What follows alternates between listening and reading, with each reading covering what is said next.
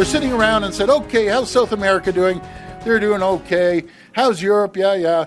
How's North America? Okay, everything's good. Oh, let's target our largest customer. Who targets the largest customer? To put it in perspective, $740 million, $750 million. The people of Ontario support this company. And their payroll is 16, maybe $17 million.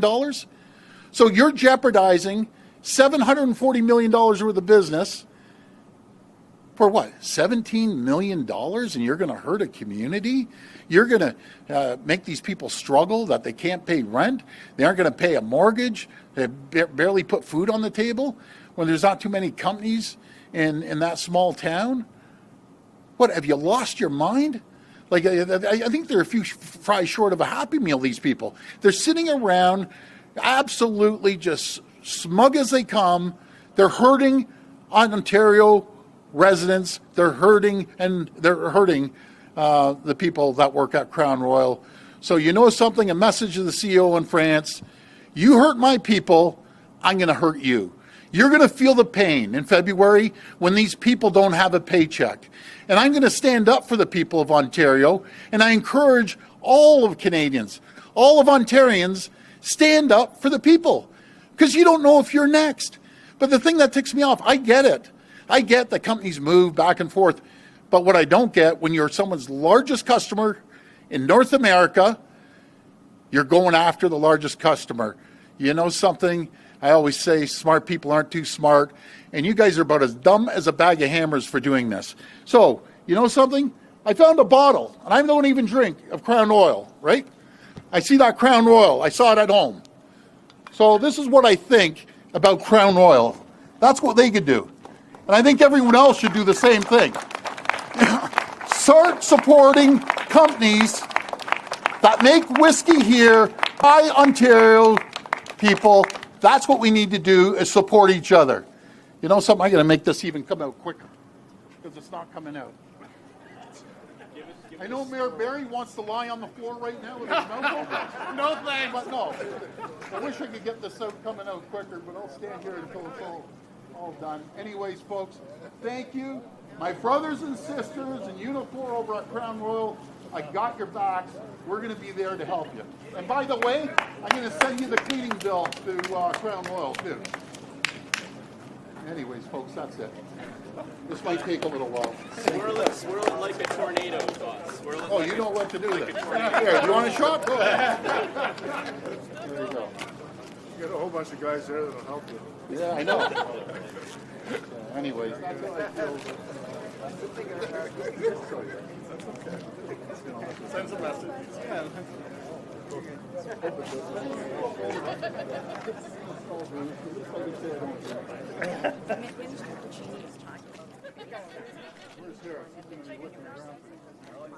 Let's get him up here. Yeah. I'm glad Connorsville was You gotta take out that went back straight off the report. It's almost done. Don't worry about it. So much for Crown Royal.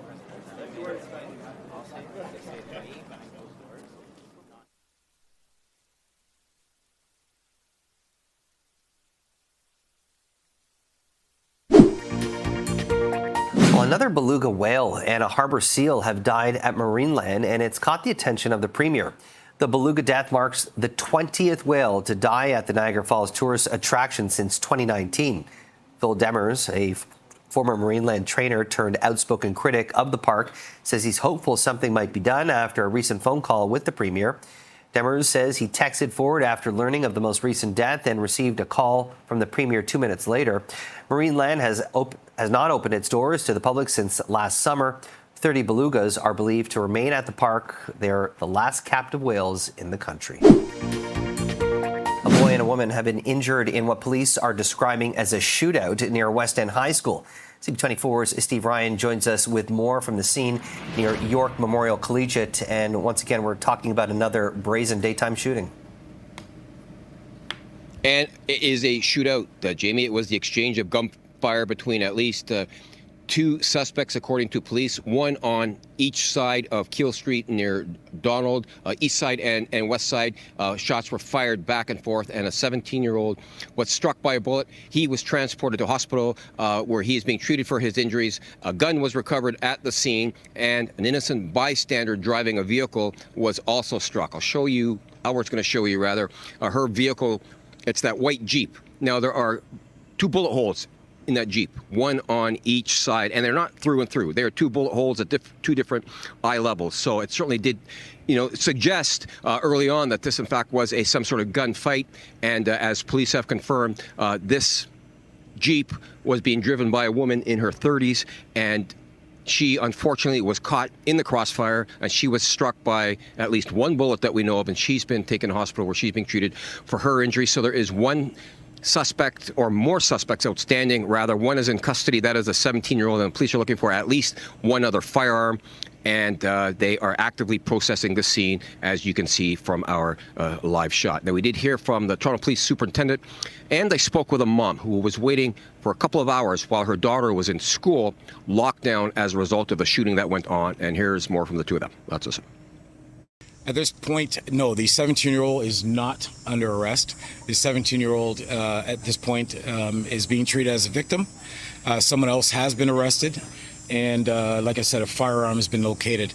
There are two separate scenes at this point that were, that indicate that there was some sort of shooting or discharge between two groups.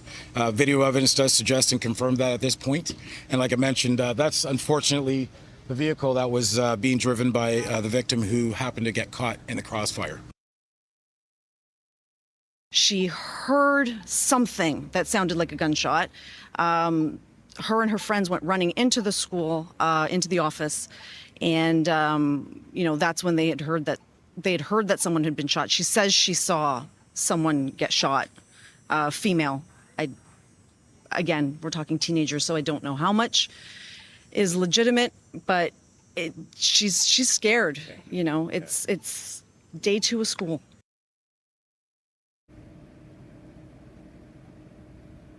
Another piece of evidence that the police will be seizing and analyzing is a magazine, which you can see just north of our location on the east side of Keele Street. And a witness we spoke to had said that when he arrived shortly after the shooting, not only did he see a man on the ground, he saw a person also being treated near the vehicle. And he pointed out that there was a magazine on the sidewalk. And typically, Jamie, a magazine comes from a 9mm Glock pistol. After it's discharged, you just discharge the magazine, and that'll be part of the evidence. Send it back to you. Thanks for the update, Steve. 46-year-old Abdul Aleem Farooqi is the victim, leaving behind 4 children and many distraught family members wondering how could this happen and why something like this happened. Now, police tell us that 3 male suspects entered through the rear of this home here on Andretta and Barons, forced their way into the home, and then shot the victim when they were confronted by him inside the home. Now, police say the suspects took phones from 3 family members and then left the area in a dark-colored SUV. 2 of those phones were later found discarded nearby, and the victim was left fighting for his life, but was pronounced dead shortly after. The family was in the house at the time of the home invasion and shooting. The family was present, and I'm not going to be able to get into any further details on where they were located in the house or who was where, but the incident happened in front of the family members. My brother died the way he lived. He was a hero. He was a family man. He loved his children immensely. He was so excited about having his son come back into baseball, and he made the team a AAA team in his community, and his daughters. He had such high aspirations for them. He wanted them to attend Schulich School of Business, where I went. He really loved York University. Police are also trying to determine if a nearby home invasion is connected. Footage shared by York Regional Police shows one of the three suspects breaking a window with a gun to enter a home near Major Mackenzie Drive and Highway 27. That's less than a kilometer away, and this happened 90 minutes after this deadly home invasion. And in this footage, people inside the home can be heard screaming before the suspects run away when security alarm is triggered. Anyone who recognizes the suspects in the video is asked to contact police. Now, police did not give any other further information about the interaction between Farooqi and the suspects, but they did say this is a very tragic situation, and they said that in the unlikely event that you find yourself in a situation like this one where there is a home invasion, to not interact with the suspects as much as possible and to call 911 instead. Police do confirm that a 911 call was placed from inside this home. Back to you. Okay, CP24's Arda Zakarian. Arda, thank you. Yeah, I've been actually trying to figure that out. That's been the biggest part of trying to report this story. I'm not going to, well, maybe more so for my brain. Is this going to be the roar on the Unionville GO station, or is it going to be the roar on the 407? We don't really know. Is it going to be the roar of Markham? None of those rhyme, and our producer knows that that's not good either. We both agree it has to rhyme. So we don't know what it's going to be called in that sense, but we do know that the Indy is moving to Markham next August. According to the mayor, Frank Scarpiti, this is something he's been trying to have happen, not necessarily an Indy per se, but a premier sporting event. Think about not the 416, but the 905. And come a little outside city limits. And there's a few reasons why apparently this happened. According to the Indy Dealers Association's president, there's a lot of construction around the lakeshore that's a bit of a problem. Even drivers were complaining about Turn 3, which is the one going right down onto Lakeshore in front of the Ontario Place where all of the Therme Spa construction's happening. That has been a problem for the drivers. But then there's also the fact that the FIFA World Cup's going to be here next year. Ultimately, that meant that there couldn't be two tenants for one place at one time, and Toronto's loss is Markham's gain. Here's more from Mayor of Markham, Frank Scarpiti, and then also hearing about how Olivia Chow, Mayor of Toronto, feels about this. Bud Danker this morning at Penske said, you know, we're here for the long term, and certainly we're going to work to make sure that the 5 years go well, and I know there's other opportunities for that to be extended. The deal is signed with FIFA World Cup. We would not be able to, down by the waterfront, to have two gigantic festivals at the same time. Just logistically not possible. And we worked really hard to try to move the timing, you know, a few weeks before or after, but somehow the Indy did not want to do that, so we didn't have much choice. Didn't fit with their schedule. So ultimately now the question is, will this be a pit stop along the way of returning to the roar of the Lakeshore in 5 years, or is Markham getting a premier event for years and years to come? We'll have to find out. Back to you both. A motorcyclist has serious injuries after a crash on the 401 in Scarborough. Chopper 24 was over the scene in the eastbound express lanes near Kennedy Road yesterday. OPP said the motorcycle collided with a transport truck around 4:30 in the afternoon. Paramedics tell us the motorcyclist was taken to hospital with serious and life-altering injuries. The eastbound 401 express lanes were closed for hours but are now open. Georgian Bay police say they're alarmed after online videos surfaced appearing to show several individuals firing off multiple guns from a bridge. Many of you have seen the videos circulating on social media showing individuals discharging firearms in a careless and unsafe manner. This happened near McTier at a hydro access road and trail often used by residents for ATVing, snowmobiling and camping. Police say the area is now littered with hundreds of empty bullet shells. The township says it will continue to advocate for community safety and is asking anybody with information about this to contact police. Police say a suspect is in custody. A loaded gun recovered after a chase near Birchmount and Eglinton. This was a scene at a park after the arrest last night. Police say they were investigating a man around 8 o'clock when he suddenly ran from officers. Police say the suspect then made contact with a police cruiser during the chase, but he kept on running. Officers ultimately chased him, caught him, and arrested him. The police Police have released images of a man in a suspected hate-motivated uttering threats investigation. Well, the suspect has a black beard and black hair with a bald spot. He was last seen wearing a baggy black shirt with white writing on the front, dark gray pants and white shoes. Police say on August 14th, the suspect entered a business near Yonge and Drury and was asked to leave after banging on the bathroom door. It's alleged he made anti-Turkish remarks and death threats toward staff before leaving the area. Anyone with information is asked to call police. Police releasing images tonight of a man wanted after a bike was thrown onto the DVP from the Leaside Bridge. They are trying to identify the man in this blurry photo on your screen. He's described as being in his 20s, light skin, short dark hair, wearing blue jeans and a gray shirt. Police say the bike was thrown from the bridge around 4 p.m. on Sunday and hit a vehicle below on the DVP. It did cause quite a bit of damage to the vehicle. It also made the driver inside sustain several injuries from the crash. Now, the witness who reported the incident also confronted the suspect and was assaulted before the man fled after throwing the bike. The suspect wanted now for mischief and endangering life.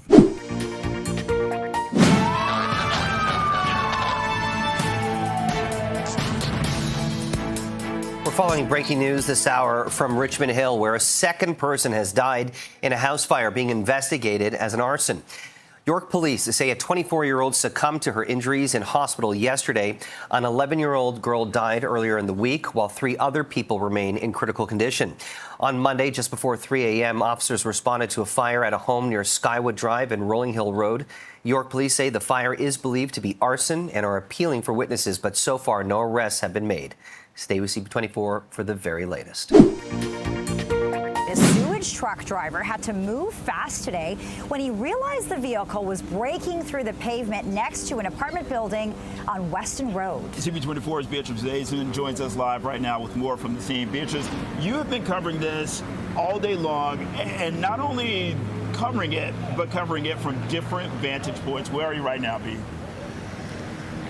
I've seen this sinkhole, Bakari, Lena, from every single angle at this point. The truck was removed around 3 o'clock this afternoon, but a big gaping hole now in place of it. And really, this is the hole in which the truck was in for several hours from 8 a.m. until 3 p.m. when it was hauled out by a pair of heavy tow trucks. But the damage is quite clear. The debris quite clear that has fallen down into the underground parking below.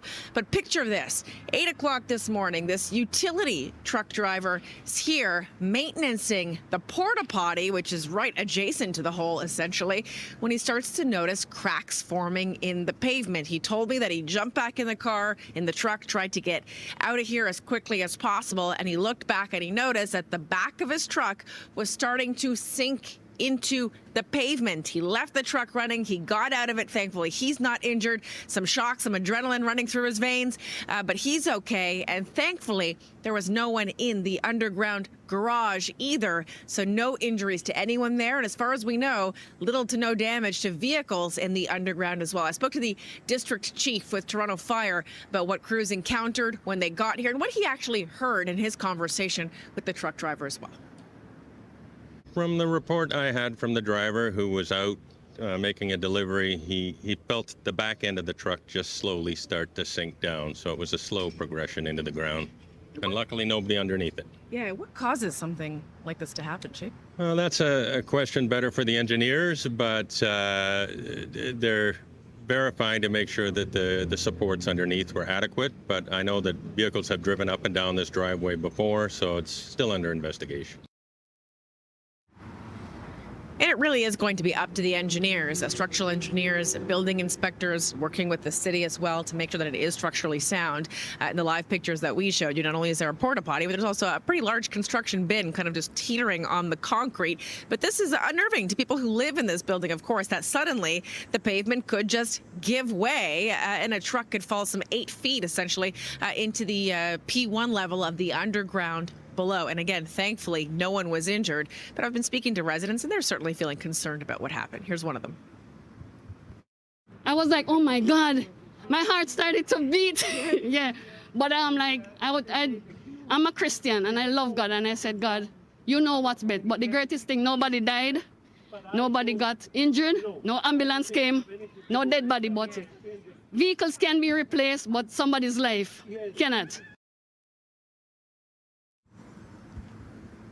That's the truth. I mean, material things, they can be replaced. People cannot be. But certainly when you see the side of a building here being exposed thanks to this pavement giving way, it causes some nerves for people who live in the building. They've been told that they are safe inside. They've been given the all clear to return to their units. They were only evacuated very, very briefly while they were actually hauling the truck out, just as a precaution. But ultimately, the hauling out went off without a hitch. Lena and Bakari, the residents are back in, but they've got questions for their property manager, for the building inspectors, for the engineers about how something like this could happen. I'll send it back to you guys. Okay. Continuing live coverage from Weston Road, CP24's Patriots Basement B. Thanks a lot. A man accused of sexually assaulting a young child in Welland faced similar charges 4 years ago. According to court documents obtained by CTV News, 25-year-old Daniel Sinkhole was sentenced to 18 months in 2021 for sexual assault of a minor, sexual interference of a minor, and choking. Niagara police say the latest incident happened on Sunday, and a victim under the age of 5 was found with serious injuries. Sinkhole remains in custody and is scheduled to appear in court next week.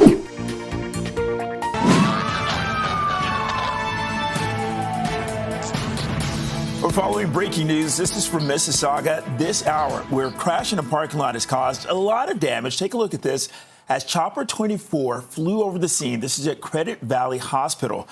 An SUV on the 4th floor of the parking garage. It hit a concrete barrier, causing it to break free, and then crashed down on several vehicles parked below. CP24's Steve Ryan is there and joins us live with the latest. Steve. Yeah, hi, Bakari. We just arrived, but as we have been showing, that white vehicle in the parking garage facing towards Eglinton Avenue here at Credit Valley Hospital, for reasons unknown this morning, it struck that concrete barrier, as you said, and a large chunk of concrete fell onto the cars below. I am told that there are 2 people being treated for injuries, and the police, fire, and hospital security staff here have got a large perimeter set up because they still are concerned about any potential further damages or injuries. So this will be investigated now to see what exactly caused this. Was there a mechanical failure on the vehicle? Was it driver error, or could it have been a medical episode of some sort? What exactly caused this vehicle to crash into the barrier, causing it to fall on the cars? It's all part of the investigation that will be conducted to see what exactly went on. But there could have been a lot worse injuries based on what we just walked past. That big chunk of concrete landed on the hood of a couple of those vehicles. And yeah, thankfully there were no other people injured. A lot of fire department personnel on scene here as well with the police as they continue with this investigation to find out exactly what has transpired that caused this mishap. I'll send it back to you. Okay, this is live in Mississauga at Credit Valley Hospital. CP24, Steve Ryan. Thanks, Steve. 2 men, meantime, have been arrested after 2 homes in Brampton were struck by gunfire last month. The entire incident caught on camera. A video shared by Peel Police shows a masked man firing a gun 4 times at a home on Rolling Acres Drive. Another individual appearing to be filming him. Now, police confirmed no one was injured in this incident. The suspects fled in a black Chrysler 300. Days later, the vehicle, along with one of the suspects, was located in Winnipeg.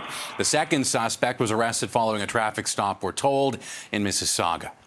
23-year-old Gurpreet Singh and 20-year-old Sandeep Singh were both charged with discharging a firearm with intent and extortion. Police say they believe there could be additional suspects, asking anyone with information to give them a shout.